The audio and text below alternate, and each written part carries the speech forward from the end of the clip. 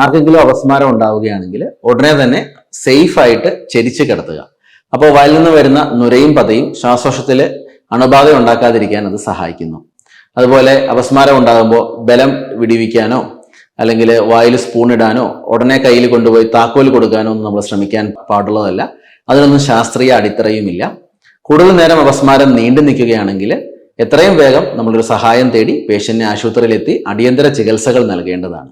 എപിലെപ്സി എന്നത് ആവർത്തിച്ചുണ്ടാകുന്ന ചുഴലികളാൽ പ്രകടമാകുന്ന ഒരു ന്യൂറോളജിക്കൽ രോഗാവസ്ഥയാണ്. ആർക്കെങ്കിലും ഒരു ചുഴലി ഉണ്ടാകുന്നത് കാണുന്നത് ഭയമുളവാക്കാം, എന്നാൽ ശരിയായ നടപടികളെക്കുറിച്ച് അറിയുന്നത് അവരുടെ സുരക്ഷയിൽ ഒരു വ്യക്തമായ മാറ്റം ഉണ്ടാക്കാം. ഈ സാഹചര്യത്തെ ഫലപ്രദമായി എങ്ങനെ കൈകാര്യം ചെയ്യണം എന്ന് ഈ വീഡിയോ നിങ്ങൾക്ക് പറഞ്ഞുതരും. ഒരു അപസ്മാരബാധ എന്നാൽ ഒരു രോഗിക്ക് പെട്ടെന്നും അനിയന്ത്രിതമായി ആവർത്തിച്ചും ഉണ്ടാകുന്ന കുലുങ്ങുന്ന ചലനങ്ങളുടെ ഒരു അവസ്ഥയാണ്. ഇത് സംഭവിക്കുന്നത് തലച്ചോറിലെ വിദ്യുൽപാകപ്പിഴകൾ മൂലമാണ്.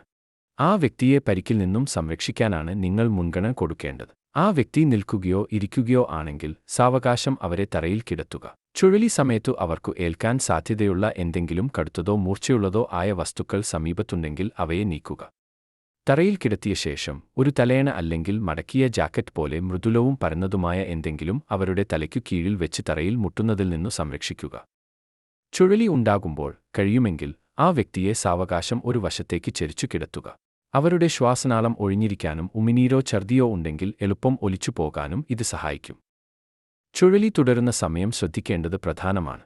അത് എപ്പോൾ തുടങ്ങുന്നുവെന്നും എത്ര നേരം നീണ്ടു നിൽക്കുന്നുവെന്നും കുറിച്ചിടുക.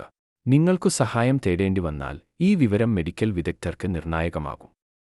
ഒരു ചുഴലി ഉണ്ടായാൽ നിങ്ങൾ ഒരിക്കലും ചെയ്യാൻ പാടില്ലാത്ത ചില കാര്യങ്ങൾ ഉണ്ട്. ആ വ്യക്തിയുടെ വായിൽ ഒന്നും ഇടരുത്. പഴയ വിശ്വാസങ്ങൾക്ക് വിപരീതമായി ഇത് കാരണം ആ വ്യക്തിയുടെ പല്ലുകൾ അല്ലെങ്കിൽ താടിക്കു പരിക്കേൽക്കാം, അതുപോലെ ശ്വാസത്തെ തടസ്സപ്പെടുത്താം. മാത്രമല്ല അവരുടെ ചലനങ്ങളെ തടയുകയും അരുത്.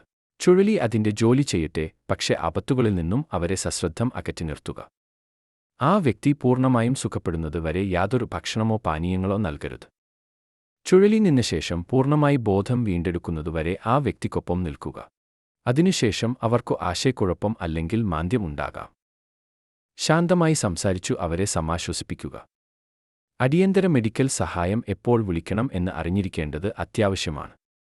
ചുഴലി 5 മിനിറ്റിലേറെ നീണ്ടുനിന്നാൽ, ഇടയിൽ ഉണർച്ച ഇല്ലാതെ ആവർത്തിച്ചു ചുഴലികൾ ഉണ്ടായാൽ, ചുഴലി വന്നു പരിക്കേറ്റാൽ, പിന്നീട് ശ്വസിക്കാൻ ബുദ്ധിമുട്ട് തോന്നിയാൽ, അല്ലെങ്കിൽ ഇത് അവരുടെ അറിവായ ആദ്യത്തെ ചുഴലി ആണെങ്കിൽ ഉടനടി സഹായം തേടുക. ഈ ലളിതമായ നടപടികൾ മനസ്സിലാക്കിയാൽ ഒരു അപസ്മാര ചുഴലി അനുഭവിക്കുന്ന ആർക്കും നിർണായക പിന്തുണ നൽകാൻ നിങ്ങൾക്ക് കഴിയും. കാര്യങ്ങൾ അറിഞ്ഞ ശേഷം ശാന്തമായി അറിവായ നടപടികൾ എടുക്കുന്നത് ഒരു ശരിയായ വ്യത്യാസം സൃഷ്ടിക്കും.